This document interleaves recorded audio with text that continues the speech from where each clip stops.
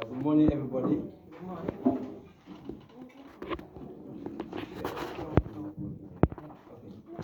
Good morning, everybody. Just would like to have a few words of thanks to the ENO English Club for inviting me this morning to talk about good education. So I'm also saying thank you to the ENO leadership, also the PC's team, Mr. Chan, and also want to express my pleasure to be here in front of you. As Mr. KEITA said, actually I don't see myself as a teacher. When I enter here as a student. Because as he said, I am preparing my Master 2 dissertation. I have almost finished writing. I have even given the papers. And I'm waiting for the jury to set a date for me to sit. And I would like to benefit from your prayers so that things go on smoothly. So, this being said, I think today, if I'm here to talk about good education, I would first of all say something very important to me. Mr. behind me got me on the phone 2 days ago, asking me to come and take the floor here and introduce the topic of good education, because in the last minute, Mr. C, who was initially supposed to have his talk, was busy and had to move, and then since, well, it's not good to postpone this activity, he asked me to kindly take up the challenge. I say, well, C is a friend of mine. Even if I won't be able to be as convincing as Mrs. C, because maybe he has more time than I do, and I know he's a great man, he's a great intellectual. I will try with a few notes that I will bring in to introduce the topic so that you also have a lecture with me for contributions after my talk. Because it's not a conference, as I said, it's a talk, it's a kind of exchange between you and I, and I think this is something I wanted to just raise. So I didn't have, as I said, much time to get into different things. For one reason is that good education, to me, is a concept that is it's big for me, as I understand, okay? And it can be even the theme of a thesis. So, as I said, okay, since I know it is big, it's large, I'm going to choose some aspects, okay? And maybe you will be bringing other aspects that I want to hear. So that if you see, my concern is a little bit talking about girl education, not in Senegal specifically, but just around the world in terms of experience I know. As KEITA said, what I'm trying to show is that girl education is a universal phenomenon, but the problem is not the same everywhere. In some countries, the problem is less acute. In other countries, the problem is a little bit more serious. Okay, so that's something that I'm going to mention here. So well, it would have been easy if I have time, for example, to have an overhead projector with these slides, okay, so that the people can look at the board and read by themselves if they can't get my point. But I will try to speak slowly and as much clearly as possible and use simple vocabulary so that maybe people can understand me. But don't worry if you don't get all the points, because KEITA will make a summary of the main point that I will do here. So, as I told you, I'm not here as a teacher. I'm here as a student, and I'm going to introduce it in a kind of expose that you do in classes. So, the outline, the plan of my presentation will be, first of all, introduction. So I will introduce a few words, and then the next step will be I will try to give a short definition of what I understand about the topic, the concept of girl education. I think it will be important to understand this topic also, to go back to some historical background, to kind of look at behind why we are here today, okay, in history. The third part of my presentation will be, as KEITA said, the barriers or the obstacles to girls' education, because we know there are many obstacles. I will try to list some.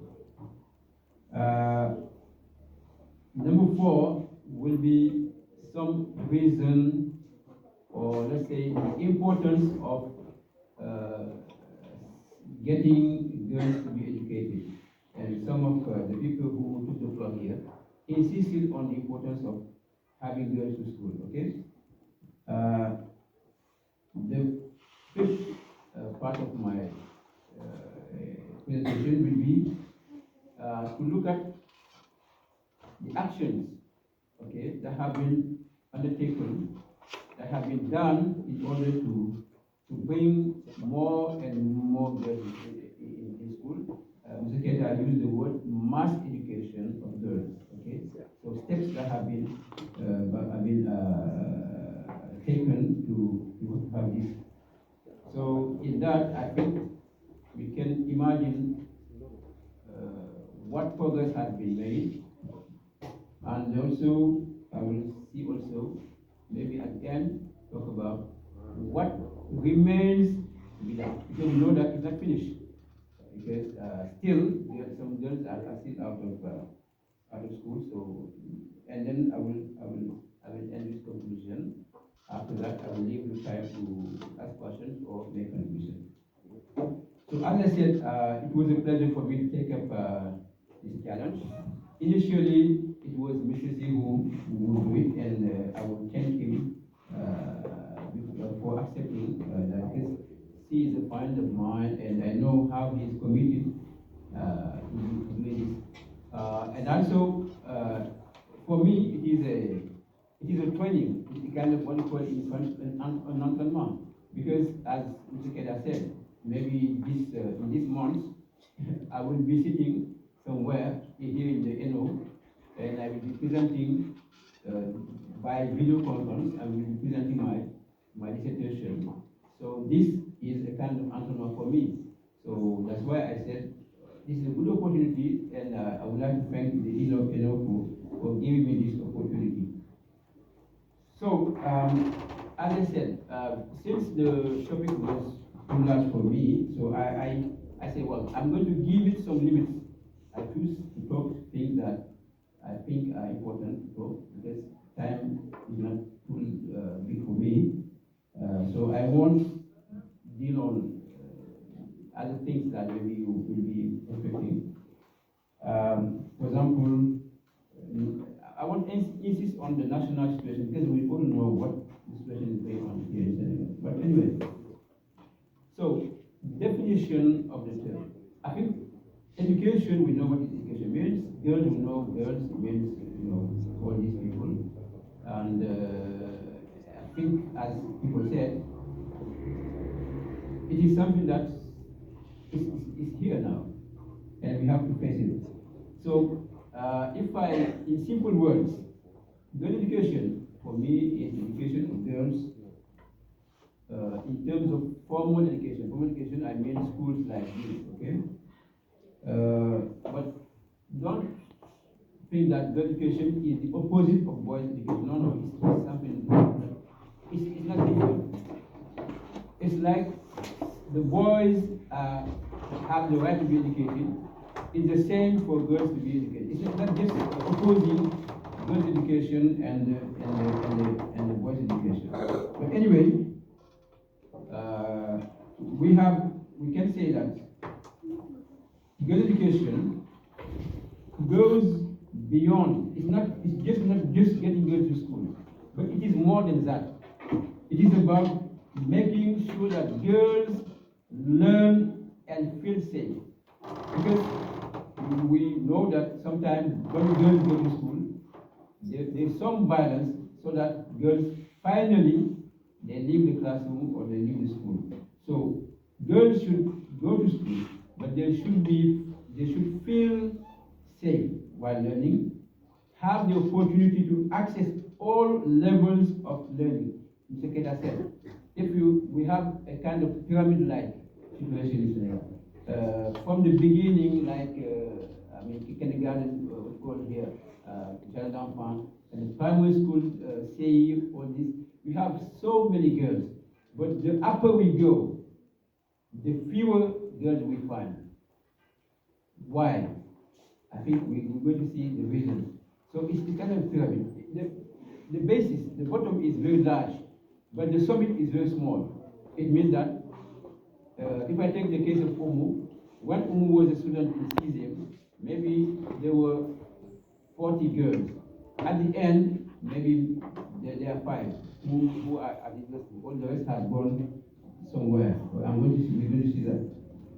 So, girls should be able to learn at school, feel safe there, have the opportunity to access all levels of learning, so as to be able to adapt to a changing world. This world is changing, so girls should not be left behind. So they should go to school, be able to make informed decisions about their own lives. So we are not here as men to decide for girls. Girls should be able to decide for themselves. But to decide for themselves, they need education. At the issue of girls said that. Without education, how can you decide for yourself? Can you know about your rights? Can you know about what is good, what is bad? I think this is something very important. And he also said, how can a girl without education contribute to the development of their family, country, and the world at large? I think it's important to know that getting girls to school is not just getting their education, but it is all the benefit that we can take from that. Okay, so next is historical background. So education, as I would say, in history, education was meant for boys. It was, at the beginning, education was at religious purposes. I mean, the intention was to train, to teach boys to become the people of the church, the priests or the clergymen. Okay, because you know from the beginning that even today, girls or women are not allowed to be head of the church.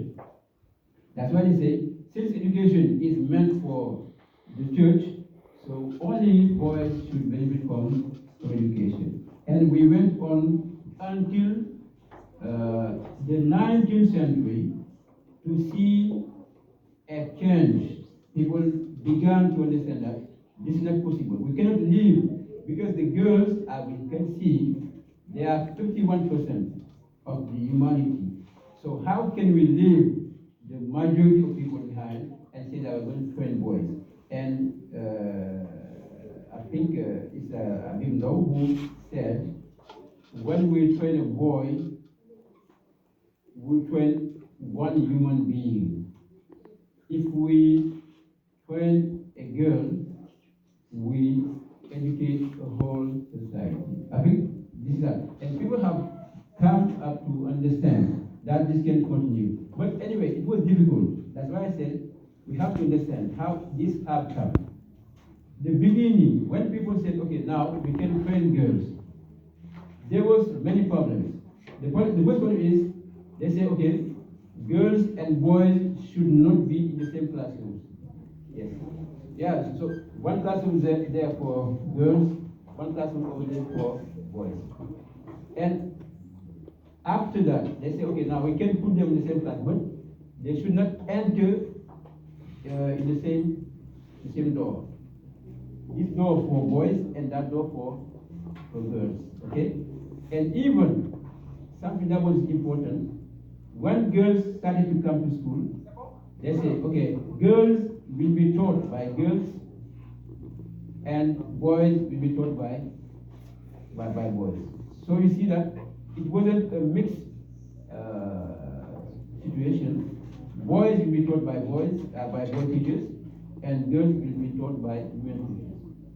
I think all these were steps. It was difficult, as you can understand, but anyway, by the end, around the 19th century, people started to understand that we have to have a mixed, what they call a co-education situation, where the girls and boys can sit in the same classroom, have the same learning, etc., etc. Okay? I think this is something that I want just to add here. So now I'm coming to talk about the obstacles.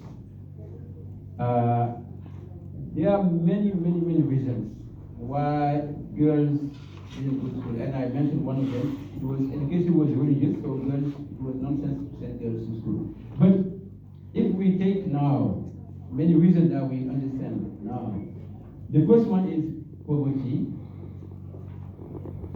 In many families, they say that family is so poor that they don't think that it is necessary to send a girl to school because you have to buy her clothes, you have to buy her shoes, you have to buy her copybooks, pens, and etc. school things. So we don't have that money. In some countries, education is not free, so you have to pay. So instead of paying for a girl, the parents say, okay, I prefer to pay for my son, for my boy child, because this one will sit in the family. Whereas the girl, if they succeed, she will get married and she will leave the house. So it is better for me to invest on the boy instead of the girl. This is poverty. And also, we can talk about also child labor. I know when I was a boy, when I was younger, many of the girls who went to school like us had to stop going to school. Why? Because they say, I'm going to help my mother. Now I'm going to Dakar to work as a bina, yes, as a maid, in order to get something and then help my mom, and also prepare for my marriage, because I have to get some bowls, some pots, some everything that a woman needs in her marriage. So if you don't prepare that, your parents don't have money to buy this for you. So the day you get married, where are you going to get that? So I say, okay, so for me, so leave school and go and work in order to buy the things when time comes for me to get married. You see, so this is one thing that I really said. But in somewhere, getting water, cooking, everything becomes so hard for mothers that they can't do it alone. So sometimes they prefer to keep the girl at home. Say, okay, you stay here with me to help me, because I have the housework, I have the field work, I can do it alone. So you have to stay with me. So school is later, for this nation. The other thing is gender, considerations. Traditionalists used to say that education is not for girls. You see, in the past, many parents, many families say no, girls should not be educated, because when they get educated, they are going to get some behavior, some attitude that are not good for being a good wife.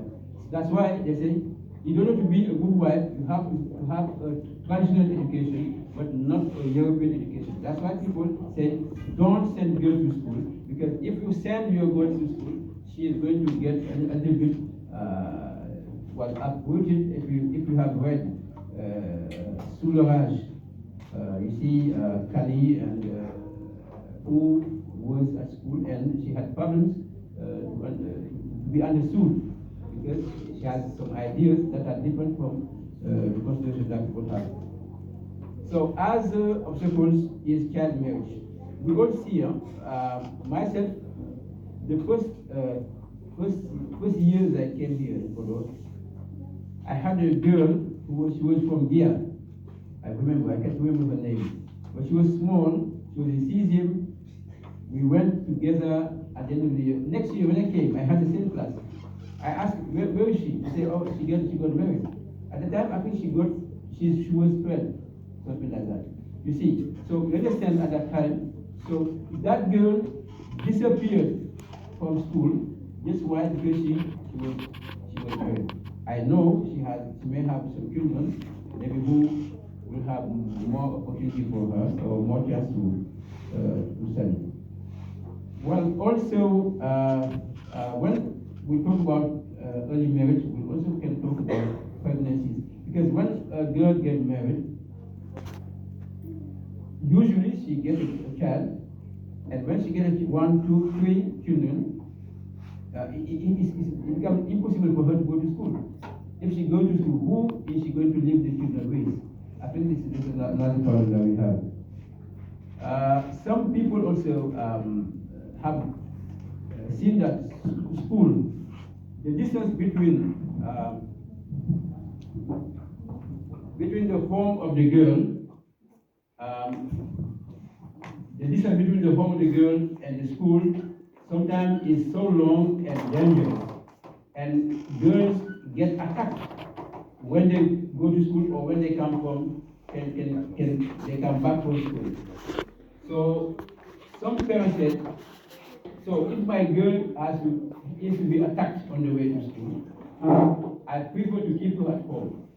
That's why if we look at the steps that have been done, the authorities have started to build schools very near the places where the students live, especially the girls, so that in Gia, the students don't have to live here to come to Podor to study. They can study in Gia, in the same village, not going very far. And this is situation that we can see, even though we don't have it in every place, but now there's a lot of effort by the government to build schools next to the places where people live. People also have talked about the lack of, for example, separate toilets. You see, in school we have the same toilets for boys and for girls, and sometimes there is a little bit violence when the girls get into the toilet with a boy. You see, it's not easy to this situation is easy to handle. That's why they say it is better to have separate toilets to help girls go to their toilets and boys go. Because I have seen many times here we had just one toilet for boys and girls, but I have seen my student girls who tell me I'm going to the next house outside the school in order to do my business and then come back. Because they say it's not sure to be in the toilet of boys. Okay, so they want to go outside in order to have that. So conflict also is part of conflicts in some situations. If we see in Pakistan, in Afghanistan, the conflict is there, and girls are, you see, they are forbidden to go to school. This is maybe religious or I don't know, but they are forbidden to go to school, and you cannot imagine the situation that the girls are living. And you are very lucky to be the country where peace is around, peaceful, there's no violence, there's no insecurity, and you can go and come back to your house. The last obstacle that I have seen, and I think it's important, is in the past, what made girls not go to school in many numbers is that the absence of what is called the role models. Role models means, for example, they mentioned the case of Khadija, or the case of Umu. Role models, and Keita, I think we mentioned this, what is called in French, les modèles. It means that a girl would like to be a teacher, or can be like Asata or like military, or because we need to see women in mass become prime ministers, deputies, everything, teachers of university, so that a girl can have the ambition to say, I myself, when I grow up, I would like to be like ex-woman. I think in the past, the absence of role models has limited the ambitions of girls. That's why they say, okay, in order to boost the education of girls, we also have to present girls to role models. Okay, and today, I think this has also helped. And to show the importance of these role models, in the United States, it's a kind of statistics that I have found. In the United States, in America, for example, if you have 5 teachers, the 4 are women. 5 teachers, the 4 are women. If we take Africa, he said that in sub-Saharan Africa, in Black Africa mainly. If you have 5 teachers, only 1 is a woman, only 1. So you see this balance. And that's why we need to increase the number of women in order to be able to change this situation. So now let me go quickly to the reasons. Reasons have been said. Many people have said why girls should be going to school. I think for me, the first reason is education is a universal human right. Everybody has the right to go to school. Everybody, no matter a girl or a woman. That's important. Everybody. Educating girls save lives, build strong families. Education girls know their rights and can compete with boys. Educating girls has proved to be one of the main and the surest way of fighting poverty. If I am poor, the best way for me to get out of poverty is to send my daughter to school, so that she becomes someone tomorrow, and then she will change my situation. If I was living in a small house which is not very comfortable, if my daughter gets a good job, she's going to build a nice house for me, take me to Mecca and my wife, etc. See, so situation may change. I think this is the way we see girls that it's important to get. Okay. Also, a child, if a baby whose mother has gone to school, has more chance to live, escape early death, because the mother knows when the child is ill, what to do, to take it to the hospital. Whereas the mother, the mother's baby, who is illiterate, when the baby is ill, she can go to the shop and buy something, can take it, and it can be dangerous. So, educated women also are likely to plan their pregnancy. If you are educated, even if you are married, you know how many babies you're going to get and how you're going to get them. You plan your pregnancy. You know, I'm a teacher, so I can have a baby every year. So I have to plan in order to have maybe a baby every 3 or 4 years. And these only women who are educated can do that. Those who are not educated, the baby comes, they are not prepared. They just feel that I'm pregnant. Okay? But when you are educated, you know, okay, are going to have some family planning in order to avoid getting many pregnancies. So, the other thing now we need is to make the girls are, as I said, the majority of human beings on the planet are women. So I think it's important to send these people in. Now, actions that have been taken. I think I will talk about actions that are taken by the feminist activism. We all have understood or heard about the name of Malala Yousafzai from Pakistan. She was the Nobel Peace Prize winner, I think some years ago, and she's campaigning for unification. She's doing everything to make it happen. We also have what we call United Nations Sustainable Development Goals, which are making education compulsory for everyone. And one of the goals is every girl, no matter where she lives, no matter what life situation, has the right to learn. I think in the United Nations said every girl, wherever she's born, from a rich family, from a poor family, in Africa, everywhere, should go to school. Now, to finish, what has been done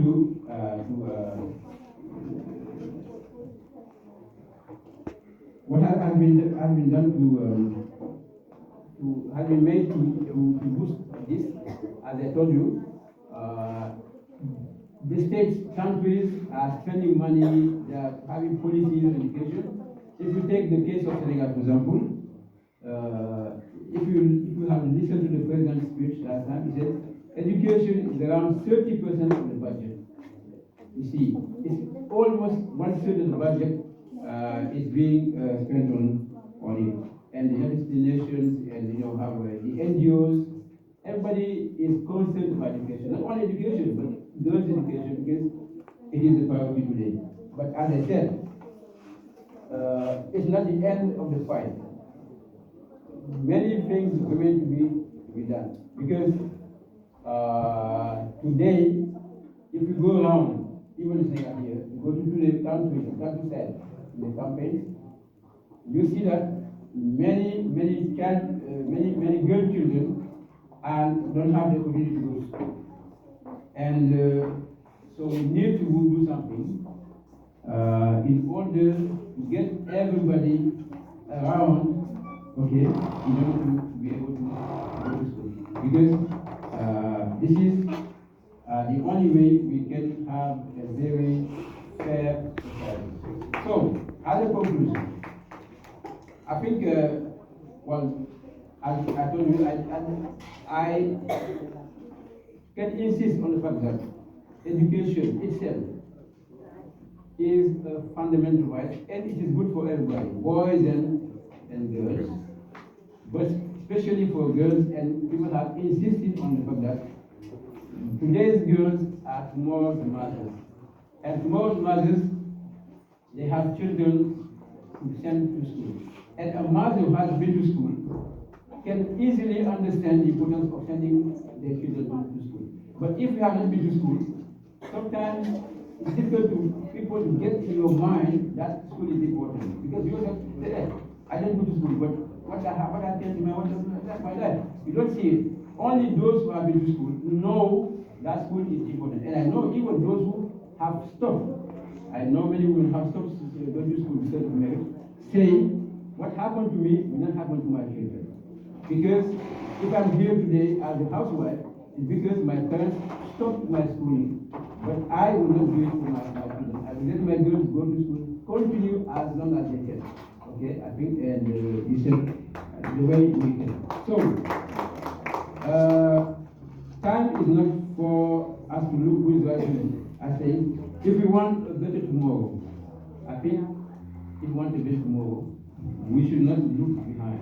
It means that we should not blame those who think that, who thought that education was not good, but we should go forward and try to work with a new mindset, which is let's make girls' education a priority. As a parents, as a brothers, sisters, as a whatever, let's all, each in your own side, contribute to girls who are around you, in your family, in your community, because as you said, if you educate a girl, the community is educated. So that is all I had to say. So it was a little bit scanty, but I say, for me, it was just introducing the topic and just let people contribute or ask questions. Now, if you have questions, I can answer, or I will indicate also can answer, because we share this presentation. KEITA can answer, or myself I can answer. Or you can also contribute, say what you know about education, education. So thank you very much. Yeah. This is all I